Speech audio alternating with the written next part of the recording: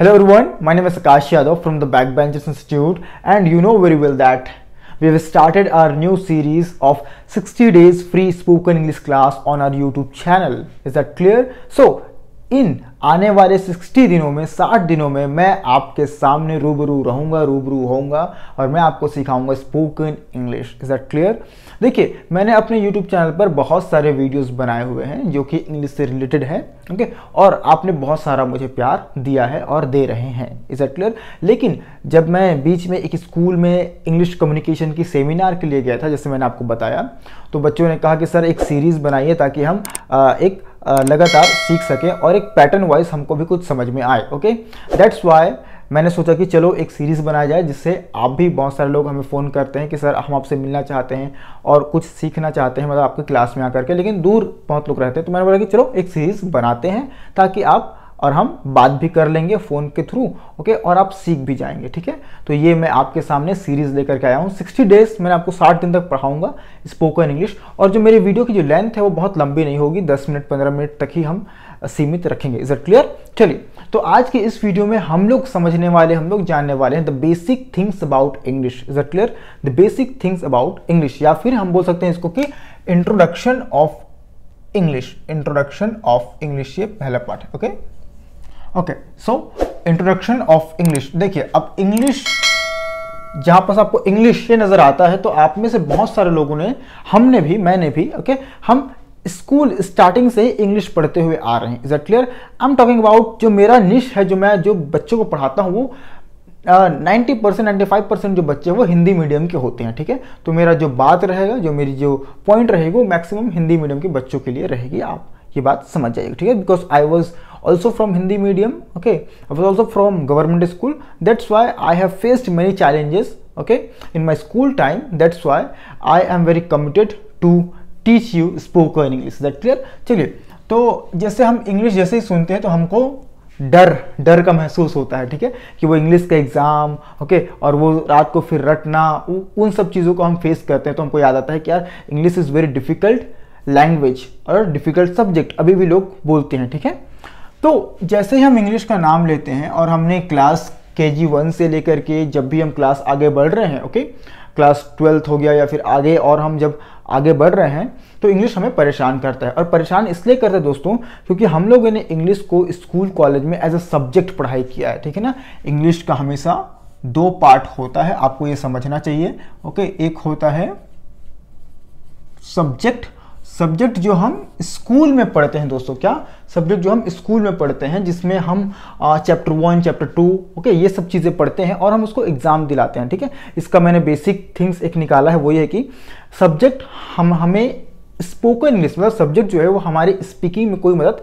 नहीं करता है। ठीक है ना, वो हमारी मदद करता है हमारे रिजल्ट को इम्प्रूव करने के लिए। कैसे? जैसे कि देखिए, हम इंग्लिश सब्जेक्ट को पढ़ाई करते हैं, पढ़ते हैं, लिखते हैं, लिखते हैं मतलब कि एग्जाम में, ओके, पढ़ते हैं, लिखते हैं और उसको फिर भूल जाते हैं। देखिए, अगर आप आज क्लास 10th में होंगे, ठीक है, तो मैं अगर आपको 8th का या फिर 9th का पूछूंगा तो आप बहुत सारी चीज़ें नहीं बता पाएंगे। ठीक है ना, तो इसी प्रकार से हम सब्जेक्टिव जो वाली जो इंग्लिश है पार्ट, उसको हम पढ़ते हैं, लिखते हैं और फिर एग्जाम दिलाकर भूल जाते हैं। बट अगर आपको अपनी स्पोकन इंग्लिश डेवलप करना है तो आपको सब्जेक्ट पर काम नहीं करना पड़ेगा, आपको काम करना पड़ेगा लैंग्वेज के ऊपर। ओके, लैंग्वेज के ऊपर, लैंग्वेज के ऊपर। Is it clear? अगर आप अपनी लैंग्वेज के ऊपर काम करेंगे तब जा करके आप अपनी स्पोकन इंग्लिश को डेवलप कर पाएंगे। ठीक है ना, और सब्जेक्टिव चीज़ हम जब सीखते हैं तो हम वही चीज़ सीखते हैं जो हमें एग्ज़ाम दिलाने में, हमें अपने एग्ज़ाम फाइट करने में, एग्ज़ाम मतलब कौन से एग्ज़ाम जो हम स्कूल वगैरह में दिलाते हैं, ओके, उसमें हम काम करते हैं। Is that clear? इसीलिए हम जब हिंदी मीडियम स्कूल से आते हैं तो हमें इंग्लिश जो है वो टफ लगता है और हमें स्पीकिंग क्या है बहुत ही हार्ड लगता है, that we can not, okay, like communicate in English language because of we haven't learn about the language. Is that clear? लेकिन जब आप इस लैंग्वेज भाषा में और आगे बढ़ते हैं, जैसे हमको पता है, हम बचपन से सीखते पढ़ते आ रहे हैं कि इस इंग्लिश लैंग्वेज में क्या है 26 जो है अल्फ़ाबेट के लेटर होते हैं, मतलब कि अल्फ़ाबेट लेटर्स होते हैं, 26 लेटर होते हैं। ठीक है ना, ओके, लेटर्स 26 लेटर्स होते हैं, ये हमको तो पता है कि A to Z। ठीक है ना, ओके, A टू जेड, ये हमारे हैं 26 लेटर। Is that clear? इस 26 लेटर में हम निकाल देते हैं दोस्तों जो 5 है हमारा वॉवेल्स, 5 हमारा है वॉवेल्स, ओके, वॉवेल्स। और जो आगे 21 होता है वो कॉन्सोनेंट, कॉन्सोनेंट्स, ये हमको पता है ऑलरेडी, ठीक है ना। तो लैंग्वेज में अगर हम आएंगे तो इसमें 26 लेटर और 5 इसमें से वॉवेल्स निकाल दिए एंड 21 कॉन्सोनेंट निकाल दिए, आपको पता है, ठीक है ना। लेकिन आपको ये पता होना चाहिए कि इन 5 वॉवेल्स और जो 21 कॉन्सोनेंट्स है, वो जो 26 जो लेटर हैं दोस्तों, इन 26 लेटर जो है वो हमें 44 साउंड्स देता है, ठीक है। ये 26 लेटर हमें इंग्लिश लैंग्वेज में 44 साउंड्स प्रोवाइड कराता है, याद रखिए। इसीलिए हम इंग्लिश लैंग्वेज को अच्छे से समझ नहीं पाते, अच्छे से बोल नहीं पाते हैं। हम अक्सर हिंदी मीडियम वाले क्या करते हैं, प्रोनाउंसिएशन में, ओके, प्रोनाउंसिएशन में, स्पेलिंग मिस्टेक्स में, रीडिंग में और बहुत सारी कई सारी चीज़ों में इंग्लिश में मिस्टेक करते हैं, क्योंकि हम इस साउंड को, हम इस जो साउंड है उसको समझ नहीं पाते। हमको ये लगता है कि केवल 26 लेटर तो होते हैं, ओके, और हम इससे फिर पढ़ नहीं पाते। क्यों? क्योंकि हमको ये साउंड के बारे में नहीं पता है। चलिए अब ये साउंड क्या है वो समझते हैं। मैं आपको इस साउंड को यहाँ लेकर के आता हूँ, ठीक है ना। ये 44 साउंड यहाँ, ठीक है। अब इस 44 साउंड को दोस्तों हम लोग कहते हैं, इसको कहते हैं हम लोग कि इंटरनेशनल फोनिक अल्फाबेट, सॉरी मैं बोल रहा था international phonic alphabet, okay, IPA, international phonic alphabet, ठीक है ना। अब ये समझाता हूं मैं आपको ये क्या होता है। जैसे देखिए सी जो है वो स का भी काम करता है और सी जो है वो क का भी काम करता है। तो रहने के लिए ये एक ही लेटर हुआ इंग्लिश का, लेकिन ये क्या कर रहे हैं, 2 साउंड प्रोवाइड करा रहे हैं, 2 साउंड, ठीक है। उसी प्रकार से बहुत सारे ऐसे इंग्लिश के लेटर हैं जो 2 साउंड हमको प्रोवाइड कराते हैं, 3 साउंड प्रोवाइड कराते हैं। तभी हम क्या करते हैं, कभी कभी हम जब नहीं समझ पाते तो हम किसी को सर्टन को कर्टन पढ़ देते हैं, कर्टन को सर्टन पढ़ देते हैं और पता नहीं होता हमको, ठीक है ना। और हम गलतियां करते हैं। क्यों गलती करते हैं? क्योंकि हमको ये IPA इंटरनेशनल फोनिक अल्फ़ाबेट के बारे में पता नहीं होता है। तो अगर आप इंग्लिश लैंग्वेज सीखना स्टार्ट कर रहे हैं, जानना स्टार्ट कर रहे हैं, तो आपको थोड़ा बहुत इनके बारे में जानकारी होनी चाहिए। Is that clear? मैं कुछ वीडियोस आपके लिए लेकर के आऊँगा इसके बारे में, ठीक है ना। और हम भी जब इंग्लिश सीख रहे थे तो अब हमको भी ये IPA इंटरनेशनल फोनिक लैंग्वेज ये सब के बारे में पता नहीं था, किसी को बहुत कम लोगों को पता होता जो शुरुआती करते हैं उनको, ठीक है ना। Therefore we make many mistakes, okay, in our journey, okay, and suppose if you are starting your journey, okay, so you will also make many mistakes, but don't be afraid of making mistakes, ठीक है ना। आप गलतियां करने से डरिए मत, क्योंकि जब तक हम गलतियां नहीं करेंगे तब तक हम आगे इंप्रूव नहीं कर पाएंगे, ओके।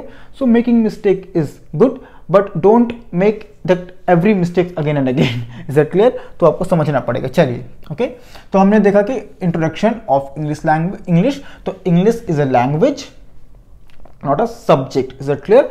सब्जेक्टिव आपको उतनी हेल्प नहीं करती आपके कम्युनिकेशन में, ठीक है। आपको लैंग्वेज आपको मदद करेगा आपकी जर्नी में, जिसके 26 लेटर होते हैं, हमको बचपन से पता ही है, A to Z, और उस A to Z में से जो आपके 5 होते हैं वॉवेल्स, ओके। अब ये वॉवेल्स क्या क्या होते हैं आपको पता है, okay, A, E, I, O, U, इसको बोलते हैं वॉवेल्स, हिंदी बोलते हैं स्वर, ठीक है ना।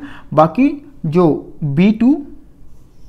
बाकी टू जो है B to Z है, जिसमें ये सब चीज़ें इंक्लूड नहीं होती, उसको हम लोग बोलते हैं कॉन्सोनेंट, ठीक है ना, उसको हम लोग बोलते हैं कॉन्सोनेंट। Is it clear? तो ये रहा हमारा एक छोटा सा इंट्रोडक्शन ऑफ इंग्लिश लैंग्वेज। और आपको मैंने बताया कि ये जो 26 लेटर्स हैं वो 44 साउंड प्रोवाइड कराते हैं हमको, ठीक है ना, ओके।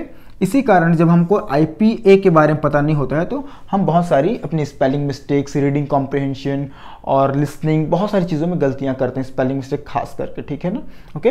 तो अगर आपको इसके बारे में पता रहेगा आप गलतियां नहीं करेंगे। तो ये एक छोटा सा इंट्रोडक्शन, ओके, ऑफ इंग्लिश। अभी अब मैं आपको यह बताऊंगा कि इंग्लिश बोलने के लिए, दूसरा पॉइंट में, इंग्लिश बोलने के लिए कौन सी चीजें हमें आनी चाहिए। इज इट क्लियर है? चलिए इसको मिटाते हैं, फिर आगे बढ़ते हैं। ओके, जैसे हमने अभी इंट्रोडक्शन ऑफ इंग्लिश देखा, उसी प्रकार से मैं आपको सिंपल चीज बताता हूं कि if we want to speak English what we need to learn. Okay, 3 things you need to know. Simple तरीका दोस्तों, 3 things you need to know about speaking. Is that clear? 3 things. Okay, यहां पर मैं लिख रहा हूं। Okay, need to know. Okay, 3 things you need to know. Is that clear? क्या क्या? सबसे पहले आप देखिए, यहां पर मैं लिख रहा हूं सब्जेक्ट। सब्जेक्ट मतलब विषय नहीं, ठीक है ना? ओके, विषय नहीं, subject, verb, verbs and object. ठीक है, चलिए अब ये सब्जेक्ट मतलब होता है क्या? Doer.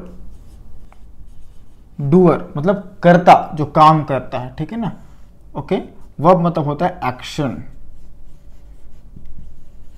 Action, doer, action. Object मतलब होता है थिंग्स। थिंग्स, कोई भी चीज, या वो वस्तु हो, या वो कोई विषय हो, या फिर वो कोई जगह का नाम हो, ठीक है ना? चलिए, तो 3 things you know, 3 things you need to know, okay, about learning English language. पहला होता है लर्निंग नहीं, स्पीकिंग। ठीक है, पहला होता है सब्जेक्ट, फिर वर्ब, फिर ऑब्जेक्ट। अब सब्जेक्ट मतलब क्या होता है? तो करता, करता मतलब कि डूअर, जो करने वाला होता है। Is that clear? और होता है फिर वर्ब, मतलब कि एक्शन। ओके, फिर थिंग्स मतलब कि चीजें।